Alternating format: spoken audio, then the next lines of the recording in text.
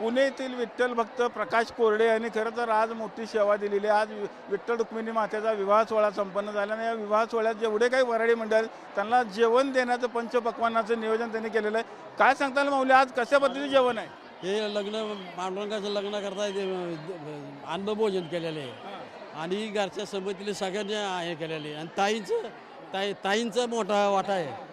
हां, किती लोकांचं जेवण असणार आहे? तर येतात तेवढी हो।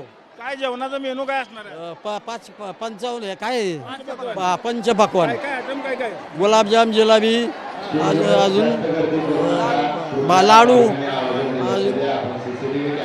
यापूर्वी कधी दिलं होतं का आपण जेवणाचं? पहिल्यांदाच हो। काय भावना काय आहेत तुमच्या? भावना मी मनातून इच्छा होती की पांडुरंगाच्या लग्नाच्या दिवशी जेवण अन्नभोजन करायचं। समाधान वाटतंय का? हो, एकदम एक नंबर हो हो। आपण बघितलं असेल की या भाविकांनी खरं तर जवळपास येणाऱ्या प्रत्येक भाविकाला जेवण मिळावं या हिशोबानं पंचपक्वान्नाचं जेवण खरं तर विठ्ठल रुक्मिणी मंदिर समितीच्या अन्नक्षेत्रामध्ये देण्याची सेवा केलेली आहे आणि हे अन्न दिल्यामुळे त्यांना एक आत्मिक समाधान मिळाल्याच्या भावना त्यांनी व्यक्त केलेल्या आहे। विठ्ठल मंदिरातून कॅमेरामॅन विनोद सर, रवी लवेकर, TV9 मराठी।